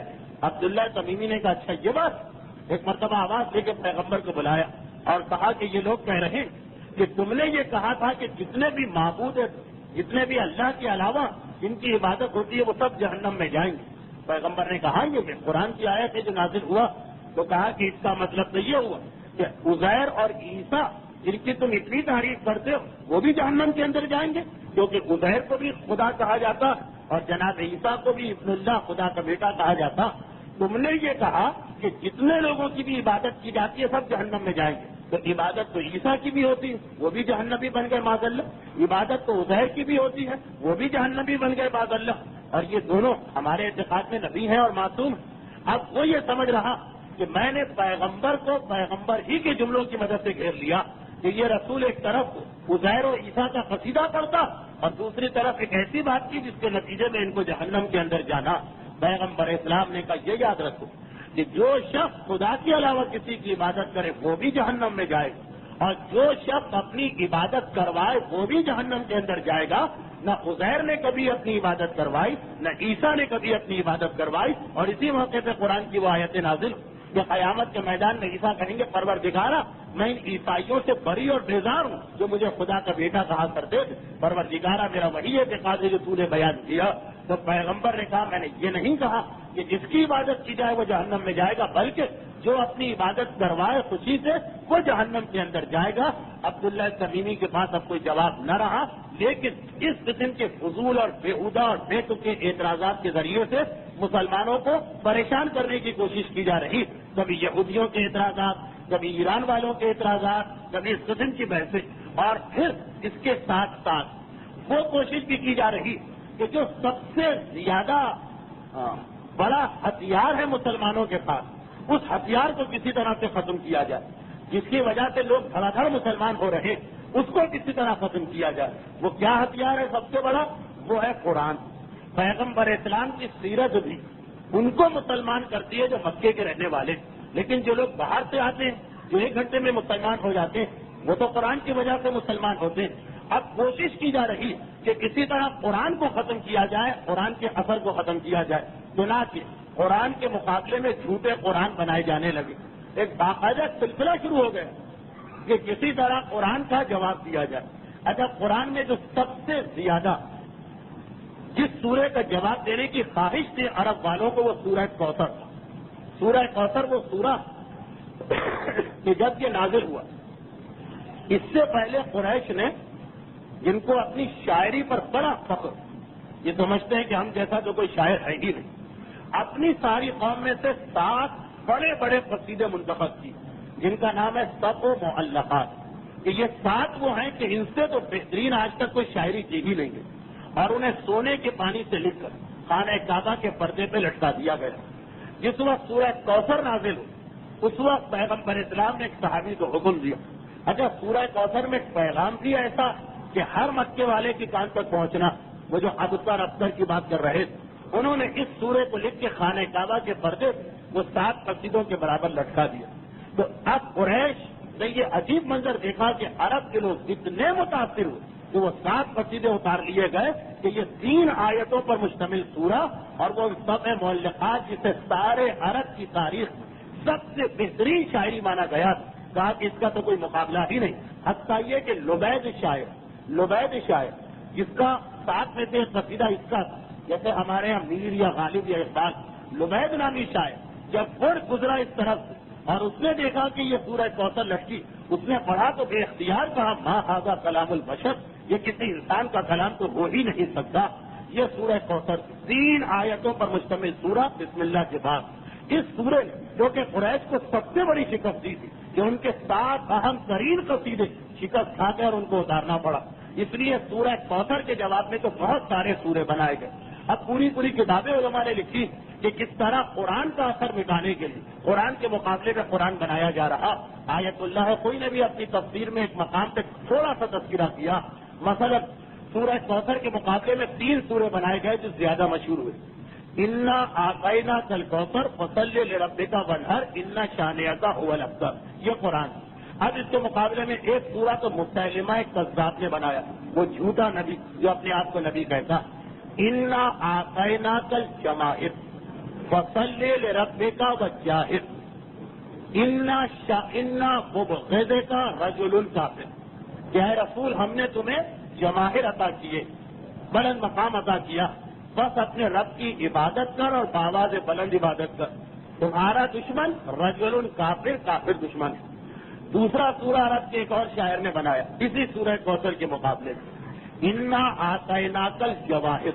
یہ وہ سورہ ہے کہ جس کے ایک ایک ٹکڑے کی آیت اللہ ہے کوئی نے اپنی تفسیر میں تشریح کی اور یہ بتایا ہے کہ کتنی بے تکی اور بے جوڑ باتیں. انا آتیناک الجواہر، پہلے نے جواہر کہا، اس نے جواہر کہہ دیا کہ ہم نے تمہیں جواہر عطا کیے.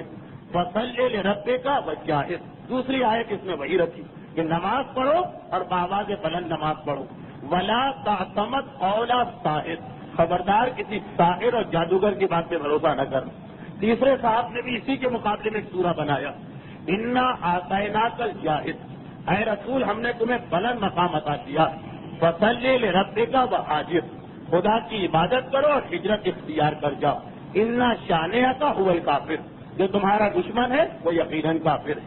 الحمد کے سورے کے مقابلے میں ایک سورہ بنایا گیا اس چیلنج کے ساتھ کہ یہ الحمد سے چھوٹا ہے اور الحمد سے زیادہ جامع، یعنی الحمد کی 7 آیتوں میں جو پیغام ہے اس سورے کے بنانے والے نے کہا کہ میں 4 آیتوں میں وہی پیغام دے دیتا ہوں. الحمد للرحمن رب الاقوام مالک الدیان لکل عبادت و بک المستعان اهدنا الصراط الایمان، یعنی تمام تعریفیں اس رحمان کے لیے جو اقوام کا پروردگار ہے، دیان کا قیامت کا مالک ہے. لکل عبادت و بک المستعان، ساری عبادت تیرے لیے ہے اور تجھی سے ہم مدد چاہتے ہیں. اهدنا الصراط الایمان، ہمیں صراط ایمان یعنی ایمان کے راستے کی ہدایت کر. اور یہ چیلنج دیا کہ یہ اس سے چھوٹا بھی ہے، 3 آیتیں اس میں کم، اور وہ ساری باتیں ہیں جو قرآن نے 7 آیتوں میں بیان کی. اب یہ جیسا کہ میں نے کہا کہ علماء نے باقاعدہ کتابیں لکھی اور یہ بتایا ہے کہ اس کے اندر کس انداز سے بے تکی بے جوڑ باتیں اور عربی قواعد کے اعتبار سے غلط باتوں کو جمع کیا گیا. ایک اور صاحب آگے بڑھے، انہوں نے سورہ والعصر کے مقابلے میں، یہ بھی مسیلمہ کذاب، سورہ عصر کے مقابلے میں سورہ بنایا. وہ والعصر ہے، یہ ہے والغبر انما انت اذنان والصدر والطائر جسدک حقر والنفر. اے ببر ایک جانور کو کہتے ہیں عرب میں، جس کی کھال سے جانور بنائے جاتے ہیں. انما انت اذنان والصدر، تمہارے 2 کان ہیں اور ایک سینہ. والطائر جسدک حقر ونفر، اور باقی تمہارا جسم تو بالکل حقیر اور بیکار. یہ مسیلمہ کذاب نے اس وقت سورہ بنایا کہ جس وقت عمر ابن عاص نے آ کر پوچھا کہ ہے مسیلمہ، عمر ابن عاص دوسرا مسیلمہ کذاب کے بعد سے اس نے تو رسول کی زندگی میں نبوت کا دعویٰ کر دیا. تو مسیلمہ نے کہا بتاؤ وہ مکے والے پہ کوئی سورہ نازل ہوا؟ کہا کہ ہاں وہ سورہ عصر. عمر ابن عاص کی اس وقت حالت کفر میں اور سورہ عصر کی تلاوت کی. پھر کہا تم پر کچھ نازل ہوا؟ کہا کہ اس پر سورہ عصر نازل ہوا، مجھ پر سورہ زبر نازل ہوا، اور یہ کہہ کے سورہ کو پڑھنا شروع کر دیا۔ سورہ فیل نازل ہوا، اب اس کے جواب میں ایک صاحب کھڑے ہوئے، انہوں نے دوسرا سورہ بنایا، الفیل والفیل وما ادراک ما الفیل لہو ذنب قصیر وخرطوم طویل۔ اے ہاتھی اور تمہیں کیا پتا کہ ہاتھی کیا؟ ہاتھی کی دم چھوٹی ہوتی ہے اور سونڈ لمبی ہوتی ہے۔ یہ سورہ فیل بنایا گیا اس سورہ فیل کے مقابلے میں جو قرآن کے اندر نازل ہوا۔ سورہ والعادیات جس میں قرآن جنگی گھوڑوں کا قصیدہ پڑھ رہا، اس کے جواب میں دوسرا سورہ بنایا گیا۔ وہاں بات ہو رہی ہے جنگی گھوڑوں کی، تو یہاں بات ہو رہی ہے قریش کی عورتوں کی۔ والزاریات ذرعا والحاسدات حسدا والطاحنات طحنا والعاجنات عجنا، یہ سورہ بنایا جا رہا۔ والعاجنات عجنا والقابضات خبزا والعاقلات عقلا واللاقمات لقما اداما ولحما ان قریشا قوم یعتدون۔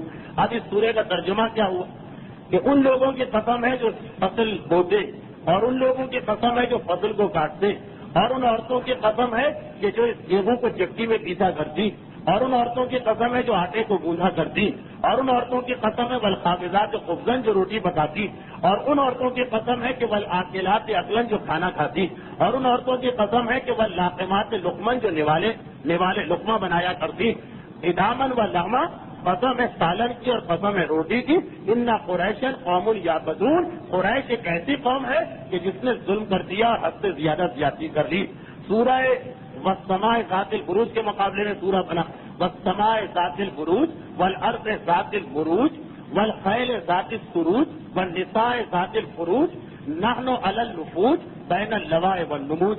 غرض یہ کہ کم سے کم 12 یا 15، اب یہ جو کہ اتنی بات کافی ہے اس مسئلے کو سمجھانے کے لیے کہ 12 یا 15 سورے بنائے گئے، ان میں سے 3 کا تذکرہ آیت اللہ کوئی نے اپنی تفسیر میں کیا، اور باقی سورے مختلف کتابوں میں لکھے ہوئے کہ جو قرآن کے مقابلے پہ اس لیے بنائے جا رہے کہ قریش یہ سمجھ رہے کہ سب سے زیادہ لوگوں کو مسلمان بنانے والی چیز یہ قرآن، اب جتنا قرآن بناؤ گے اتنا تمہیں کامیابی ہو جائے گی، لیکن ان کو نہیں پتا کہ یہ جو انہوں نے قرآن بنانا شروع کیا یہ خود اپنے پاؤں پہ کلہاڑی ماری تھی، اس لیے کہ جب تک کہ کوئی نمونہ نہ ہو، ایک ہی چیز موجود ہو تو کچھ لوگ اس کو مانیں گے کچھ نہیں مانیں گے، لیکن اگر 2 چیزیں ایک جیسی آ جائیں اور ان میں سے لوگ دیکھیں کہ پہلی چیز میں کتنی خرابی ہے تو اب زیادہ کثرت سے لوگ دوسری چیز کی جانب جائیں گے، جو عربی کا محاورہ بھی ہے کہ تُعْرَفُ الْأَشْيَاءُ بِأَضْدَادِهَا، کہ چیزوں کی قدر و قیمت اس وقت ہوتی جب انسان کو اس کی ضد معلوم ہو جائے۔ جیسے اگر ہمیں کبھی پیاس کا امتحان نہ دینا پڑے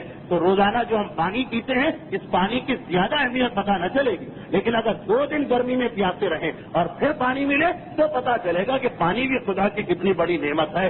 تو جھوٹا قرآن سامنے آنے سے یہ نتیجہ نکلا کہ قریش کے یا عرب کے وہ لوگ جو خالی قرآن کی اس قافیوں کی وجہ سے تو مسلمان نہیں ہو رہے، قرآن کی جو کشش تھی انہوں نے جب دیکھا کہ اس کے مقابلے میں اتنی محنت کے بعد بھی اتنا بے تکا بے جوڑ اور بالکل ادھر کی بات ادھر کی بات ملا کے کلام بنایا جا رہا تو ان کا اعتقاد اور بڑھ گیا کہ قرآن تو کلام خدا لگ رہا ہے، اس کا مقابلہ کوئی کر ہی نہیں سکتا، اور ایک کثیر تعداد اسلام کے قریب آئی جس نے قریش کو اور چونکا دیا، چنانچہ وہ اس نتیجے پر پہنچے کہ جو غلطی ہم کر چکے ہیں اب اس کے ازالے کا ایک ہی طریقہ ہے کہ جتنا جلد ہو سکے محمد کا خاتمہ کر دو۔ بس یہیں سے وہ ہجرت کے واقعات آ رہے ہیں جو انشاءاللہ العزیز آئندہ منگل کو آپ کی خدمت میں پیش کیے جائیں گے، کیونکہ آج بہت سے ایسے مومنین کرام ہیں کہ جو اس درس میں باقاعدگی سے تشریف نہیں لاتے، اس لیے آخر میں پھر میں اس بات کی وضاحت کر دوں کہ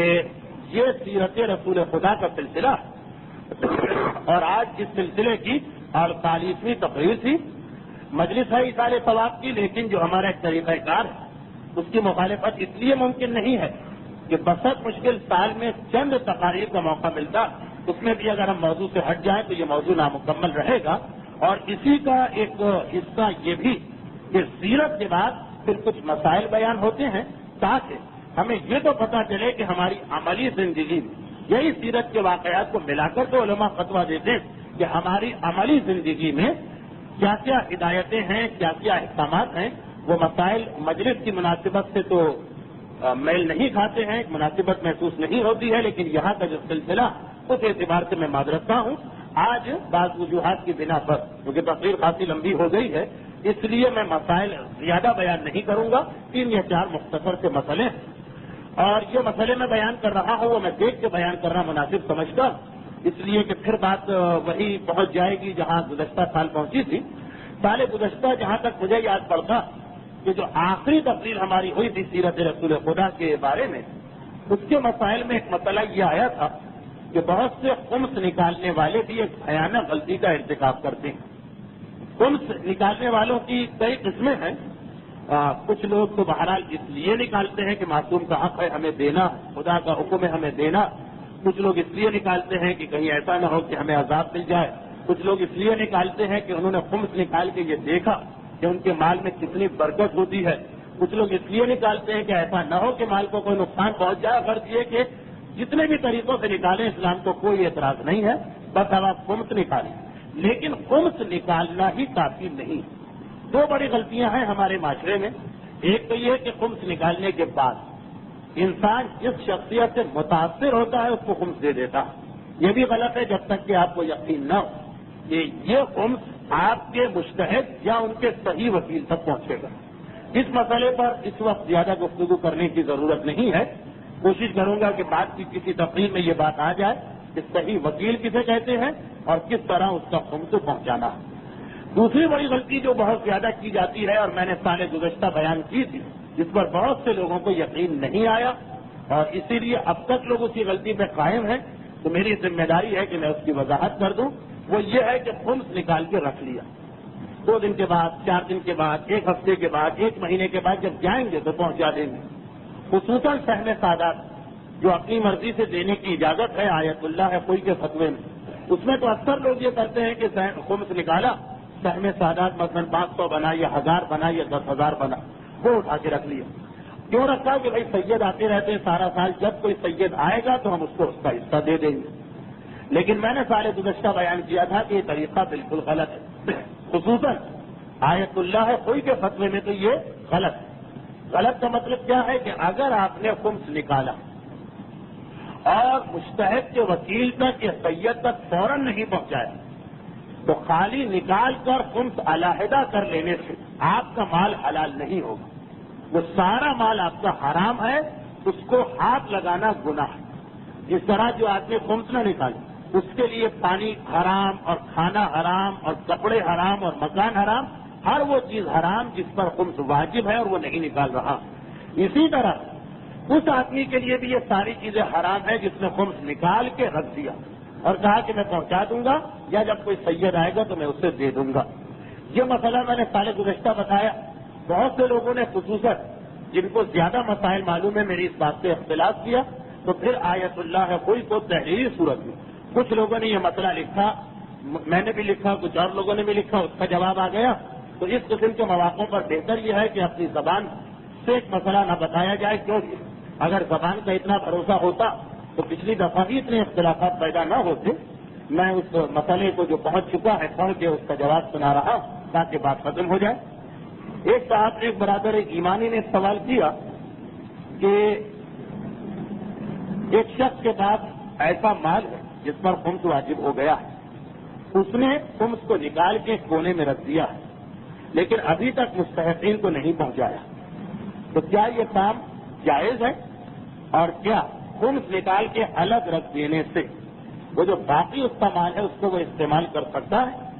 تو آیت اللہ کوئی جواب دیتے ہیں کہ تاخیر جائز نہیں، دیر کرنا بالکل جائز نہیں ہے، وہ حرام ہے. اور خالی خمس کو الگ کر کے رکھ دینے سے باقی مال کے اندر تصرف کرنے کی اجازت نہیں ملے گی. یہ ایک مسئلہ پورے خمس کے بارے میں تھا اور ایک مسئلہ خالی سہم سعادات کے بارے میں تھا، کیونکہ سہم سعادات میں لوگ اور زیادہ غلطیاں کیا کرتے ہیں. سوال پوچھا گیا ہے کہ ایک آدمی نے سہم سعادات نکال کے رکھ دیا ہے کونے میں اور ابھی تک سید کو نہیں پہنچایا، یہ خیال کرتے ہوئے کہ جو سید میرے پاس آ رہے ہیں یہ مستحق نہیں، اور جب بھی کوئی مستحق سید آیا تو میں اس کو یہ خمس دے دوں. کیا اس طرح سے خمس نکال سہم سعادات نکال کے رکھنا بغیر حاکم شرع کی اجازت کے جائز ہے یا نہیں؟ جواب دیتے ہیں آغا کوئی کہ یہ عمل جو آپ نے سہم سعادات نکال کے رکھ دیا باقی جو آپ کا مال ہے اس میں آپ کو تصرف کی اجازت نہیں دلوائے گا. یعنی سہم سادات نکالنے سے پہلے جس طرح حرام تھا سہم سادات نکال کے رکھیں تب بھی وہ حرام رہے گا. باقی مال کو آپ ہاتھ نہیں لگا سکتے. ہاں اگر کوئی شخص ہماری اجازت سے اس قسم کا کام انجام کرے کہ خمس نکال کے ایک کونے میں رکھ دے اور پھر مستحق تک بعد میں پہنچائے تو کوئی حرج نہیں. لیکن اگر ہماری اجازت سے, ہماری سے مقصد یہ کہ یہ آیت اللہ کوئی کی یا ان کے کسی وکیل کی, تو اس مسئلے کو بالکل واضح طور کے اوپر سن لیا جائے کہ کسی طریقے سے بھی وہ طریقہ اور وہ عمل جائز نہیں ہے جو بہت سے لوگوں نے وتیرہ بنا رکھا. میں ایسے لوگوں کو بھی جانتا ہوں کہ 10 اور 20 اور 50 ہزار روپے سہم سادات کے ان کے پاس پڑے ہوئے ہیں اور یہ خیال کرتے ہوئے کہ 2 مہینے کے بعد فلاں سید کی بیٹی کی شادی ہونا ہے اس میں ہم دے دیں گے. یہ 2 مہینے جو آپ نے سہم سادات رکھا تو جس مال میں سے نکالا وہ سارا حرام مال تھا جس کو آپ نے استعمال کیا. یہ بھی یعنی اگر آپ کے سامنے یقینی خرچہ بھی ہے کہ 2 مہینے کے بعد یا 4 مہینے کے بعد فلاں سید کا آپریشن ہونے والا اور وہ پیسے مانگنے آئے گا اس وقت دے دیں گے, یہ بھی حرام. ابھی آپ پر خود واجب ہوا ہے, ابھی آپ کو سید کو پہنچانا ہے یا کم سے کم حاکم شرع اور اس کے وکیل سے اجازت لے لینا. تو یہ غلطی بہت زیادہ ہو رہی ہے, گناہ ہوتا ہے, اس لیے اس کا تذکرہ کیا گیا. ایک دوسرا سوال جو غالباً آج کا آخری مسئلہ, یہ سوال بہت سے لوگوں نے مجھ سے پوچھا کیونکہ میں نے اکثر تقاریر میں اس کی جانب اشارہ کیا مگر پھر بھی لوگ مطمئن نہیں ہوتے اور اس مسئلے میں بہت سارے مختلف بہانے بناتے ہیں کہ یہ جائز ہو جائے. یہ تمام بہانے جو بنائے جاتے ہیں ان سب کو لکھ کے آیت اللہ کوئی کو بھجوا دیا گیا. اب دیکھیں ان کا جواب کیا آیا. یہ سوال یہ آیا کہ ایک آدمی کسی پرائیویٹ ادارے میں ملازمت کرتا ہے, حکومت کے ادارے میں ملازمت کرے تو مسئلہ الگ ہے, ایک پرائیویٹ ادارے میں ملازمت کرتا ہے اور جس قسم کا کام انجام دیتا ہے وہ اس کی تنخواہ اس کو 1,500 روپے ملنا چاہیے. لیکن کیونکہ ایک عام طریقہ ہے کہ ہر آدمی کچھ نہ کچھ پیسے مالک سے زیادہ لے لیتا ہے. مثلا بس سے گیا اور ٹیکسی کا, یہ سوال میں سب لکھا گیا, بس میں گیا اور ٹیکسی کا کرایہ لے لیا مالک سے, یا 10 روپے کی چیز خریدی اور 20 روپے کی رسید بنائی. تو کیونکہ عام طور پہ یہ کمپنی میں ہوتا رہتا اور مالک کو بھی پتا ہے اس لیے وہ تنخواہ بھی کم رکھتے ہیں, مثلا 1,000 روپے دیتے ہیں. کام 1,500 کا, لیکن کیونکہ سب کو معلوم ہے کہ بھائی وہ کام کرنے والا کچھ نہ کچھ اوپر سے پیسے بنائے گا تو وہ پہلے ہی سے تنخواہ کم رکھتے ہیں اور پھر وہ سب لوگ یہی کرتے ہیں کہ باقی جو پیسے وہ غلط واؤچر بنا کے یا غلط قسم کے بل بنا کے وصول کر لیتے ہیں. اچھا, لیکن اگر ہم مالک سے جا کے پوچھیں کہ کیا تم اس پر راضی ہو کہ لوگ 500 روپے چرا کے لے جائیں تو اس پہ راضی نہیں ہوگا. اب آپ یہ بتائیے کہ ایسا آدمی کہ جو چوری نہیں کرنا چاہتا اس ادارے میں لیکن کیونکہ پورے ماحول کو دیکھ کے مالک نے اس کو بھی کم تنخواہ دی تو کیا وہ اپنے حق کے برابر پیسے لے سکتا ہے غلط واؤچر بنا کے؟ جو عام طریقہ ہے کہ مثلا میں نے مثال دی, بس پہ گئے اور ٹیکسی کے پیسے لیے, 10 روپے کی چیز خریدی, دکاندار سے 20 کا بل بنوایا. اس کا جواب دیتے ہیں آیت اللہ کوئی کہ اس سوال میں جو آپ نے بتایا جتنا مالک اور ملازم میں طے پایا ہے اس سے 1 پیسہ زیادہ لینے کا حق نہیں ہے ملازم کو. اور یہ بہانہ بنا کے, یہ لفظ بہانہ آیت اللہ کوئی کے جواب میں آیا, سوال میں بھی بہانے کا لفظ نہیں آیا تھا. یہ بہانہ بنا کے کہ اس کام کی ویسے تو تنخواہ زیادہ ہوتی ہے, بس ہمارا اگر 1,500 تنخواہ ہے, ہم نے 1,000 روپے لیے تو 500 روپے تو مالک کی گردن پہ باقی ہے. یا یہ بہانہ بنا کر کہ سب لوگ چوری کرتے ہیں اور غلط واؤچر بناتے ہیں اور مالک کو بھی پتا ہے کہ ایسا ہو رہا, یہ بہانہ بنا کے انسان اس تنخواہ سے, یہ بہانہ بنا کے کہ مالک کو بھی پتا ہے اسی لیے تو اس نے میری کم تنخواہ رکھی, یہ بہانہ بنا کے انسان اگر اپنی اجرت سے زیادہ لینا چاہے تو وہ جائز نہیں ہے اگر یہ پتا ہو کہ مالک بہرحال دل سے راضی نہیں اور جتنا اب تک اس نے لیا ہے وہ سب مالک کو واپس پہنچانا واجب ہوگا. عام طور پہ لوگ یہی 2-3 بہانے بنا رہے تھے. لفظ بہانہ بھی میں نے استعمال نہیں کیا کہ وہ تنخواہ عام طور پہ 1,500 ہونا چاہیے, وہ 1,000 پہ ہم سے کام کروا رہا, یا سب لوگ چوری کر رہے ہیں ہم چوری کیوں نہ کریں, یا مالک کو بھی پتا ہوتا ہے, واؤچر بنانے والے کو بھی پتا ہوتا, سب کو معلوم ہے پھر بھی ہم لے سکتے ہیں. تو ان سب کا جواب آیت اللہ کوئی نے 1 مرتبہ دے دیا کہ یہ عمل بہرحال کسی طریقے سے بھی جائز نہیں. اور آخری سوال, یہ سوال ایسا ہے جس کا جواب ذرا تفصیل چاہتا ہے مگر جواب سن لیجیے, تفصیل بعد میں. کہ ایک شخص نے دوسرے آدمی کو مکان کرائے پہ دے دیا، بعد میں حکومت نے قانون بنا دیا کہ مالک کو حق نہیں ہے کہ کرایہ دار کو مکان سے باہر نکالے۔ اب اس صورت میں کیا مالک پھر بھی کرایہ دار کو باہر نکال سکتا جبکہ قانون بن گیا کہ یہ صحیح نہیں؟ اور کیا کرایہ دار کو یہ حق ہے کہ وہ اس مکان میں رہے؟ آیت اللہ کوئی فرماتے ہیں، یہ ویسے جواب تو ہر آدمی کو معلوم ہے جو ذرا بھی صفات کے قریب ہے، مگر ایک مرتبہ حوالے کے ساتھ بات ہو جائے۔ آیت اللہ کوئی یہ فرماتے ہیں اس صورت میں کہ اگر یہ چیز پہلے سے شرط نہیں تھی، ایک تو یہ ہے کہ پہلے سے ہم شرط لگا دیں کہ مالک کو حق نہیں ہمیں نکالنے کا، اگر یہ شرط پہلے سے نہیں اور معاشرے میں بھی ایسی کوئی شرط نہیں پائی جاتی تو کرایہ دار کو ہرگز حق حاصل نہیں ہے کہ وہ مالک کی اجازت کے بغیر اس کے مکان میں قیام کرے، اور چاہے حکومت کا قانون کچھ بھی ہو۔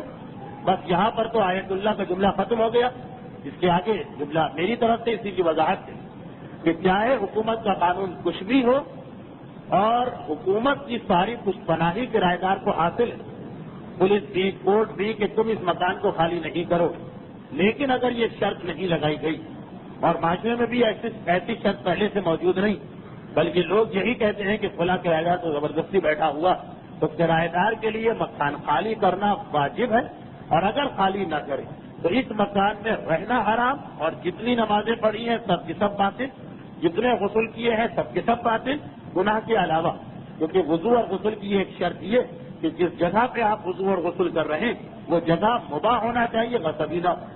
یہاں تک مسئلہ ہے کہ اگر آپ کے وضو کا پانی کسی دوسرے کی جگہ میں گر رہا تب بھی آپ کا وضو غلط ہو جائے گا۔ آپ اپنے مکان کی چھت پہ کھڑے یا اپنے مکان کی بالکونی میں کھڑے ہاتھ بڑھا کے وضو کر رہے کہ یہ پانی جو ہے آپ کے مکان سے برابر کے مکان میں گر رہا جبکہ وہ آدمی راضی نہیں، تو گناہ تو ہے ہی اپنی جگہ، وضو بھی غلط۔ تو یہ بالکل واضح مسئلہ ہے، اس کے اندر کسی قسم کے شک و شبے کی گنجائش نہیں۔ اور یہ آج کل دیکھا گیا کہ مکانات کی قلت ہے، قیمت زیادہ ہے، اس اعتبار سے انسان بہت مشکل سے راضی ہوتا ہے اس مکان کو خالی کرنے کو جو اسے کبھی مل گیا تھا۔ لیکن وہی موقع تو مومن کا اصل امتحان کہ جہاں پہ زحمتیں، پریشانیاں اور مصیبتیں برداشت کی جائیں اور پھر بھی شریعت کی پابندی کی جائے۔ ایسے مقام پہ شریعت کی پابندی کرنا کہ جہاں نہ آپ کو کوئی زحمت ہو، نہ کوئی پریشانی ہو، نہ کوئی امتحان دینا پڑ رہا ہو، وہ بھی ایک بڑی بات ہے، وہ آسان بات نہیں اپنے نفس کا مقابلہ کرنا۔ لیکن جو اصل امتحان ہوتا ہے وہ یہ کہ حالت عیش میں نہیں بلکہ حالت زحمت و پریشانی کے اندر فقط اس لیے انسان ایک مسئلے پہ عمل نہ کرے کہ اسلام اس کی اجازت نہیں دیتا، یہ ہے سب سے بڑا امتحان۔ اور یہ وہ درس ہے جو ہمیں آل محمد نے اس انداز سے میدان کربلا میں سکھایا کہ دیکھو گھر کے ماحول میں بیٹھ کر عزیز و اقارب کے درمیان اس مقام پہ کہ جہاں سب عزت اور احترام کرنے والے ہوں، اس مقام پر کہ جہاں ساری دنیاوی سہولتیں تمہیں ملی، وہاں پہ اگر تم شریعت کی پابندی کر رہے وہ بھی ایک درجہ، وہ بھی ایک مقام ہے۔ لیکن آل محمد کی سیرت تو یہ کہ اس موقع پہ شریعت کی پابندی کر کے دکھانا کہ جہاں اچھے اچھوں کے قدم ڈگمگا جاتے ہیں، حسین کربلا کے میدان میں پہنچتے ہیں تو آپ کو معلوم کہ ابتدائی جو کام انجام دیا گیا وہ یہ کہ زمین کربلا کو خریدا گیا۔ ہمیں یہاں قیام کرنا اور مستقل قیام۔ حسین اپنی خوشی سے نہیں آئے، حسین ظاہری اعتبار سے اپنی مرضی سے نہیں آئے، حسین کو ایک طرح سے مجبور کر کے لایا جا رہا، لیکن زمین تو کسی اور کی ہے۔ اگر فوج یزید ہم پر ظلم کر رہی تو ہم اس زمین کے مالک کے اوپر کیوں ظلم کریں؟ ہمارے معاشرے میں تو یہی کہ اگر کوئی ہم پہ ظلم کرتا ہے تو ہم اپنا ظلم کسی اور پہ ٹرانسفر کر دیتے ہیں۔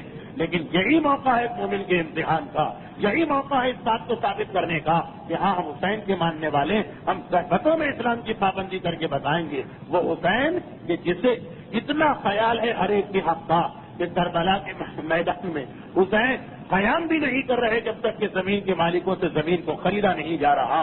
وہ حسین جسے اتنا خیال ہے انسانوں کے حق کا، جسے اتنا خیال ہے مومنوں کے حق کا، جسے اتنا خیال ہے اپنے گھر والوں کے حق کا، کہ اس موقع پر حسین نے گھر سے حق دیا کہ کس طرح سے حق ادا کیا جاتا جب لوگوں کے قدم ڈگمگا جائے۔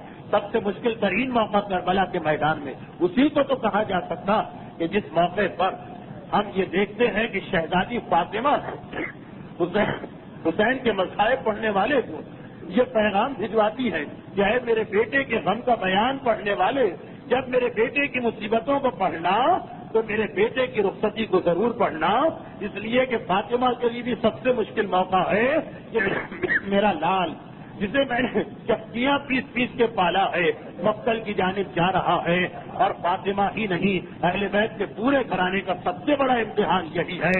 مگر عین اس موقع پر جب حسین اکبر کا لاشا اٹھا چکے، اصغر کی لحد بنا چکے، عباس کے لاشے کے قریب پہنچ چکے، صحن خیمہ میں آتے ہیں اور کس طرح ایک ایک کا حق ادا کر رہے۔ زینب کو دیکھا، السلام علی زینب و ام کلثوم، میرا سلام ہو زینب و ام کلثوم پر۔ ایک مرتبہ اپنی بیویوں کو دیکھا، السلام علی ام لیلا و رباب، اے لیلا اور رباب تم کو میرا سلام ہو۔ ایک مرتبہ اپنی بیٹیوں کو دیکھا، السلام علی فاطمہ الکبریٰ، السلام علی سکینہ، سکینہ بیٹی، کبریٰ بیٹی تم پر میرا سلام ہو۔ ایک مرتبہ در خیمہ کو دیکھا، السلام علی امی فضہ، میری ماں فضہ آپ کو میرا سلام ہو۔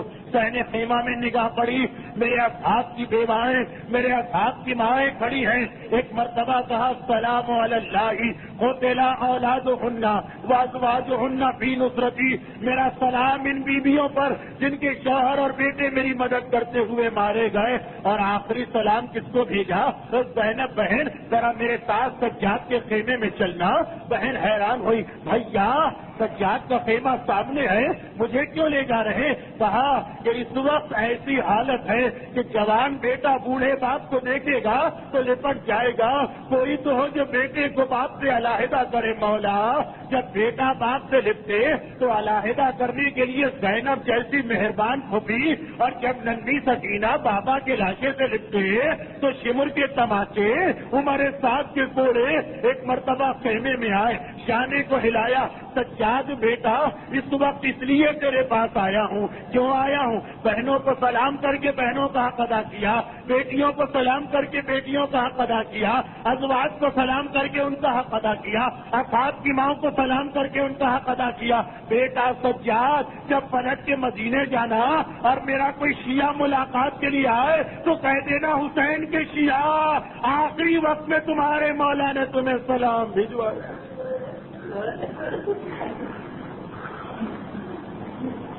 الا ولعنۃ اللہ علی اعدائہم اجمعین وسیعلم الذین ظلموا ای منقلب ینقلبون۔ ایک سورہ فاتحہ کے التماس ہے مرحومہ فاطمہ بائی غلام حسین شریف کی استیفال ثواب کے لیے۔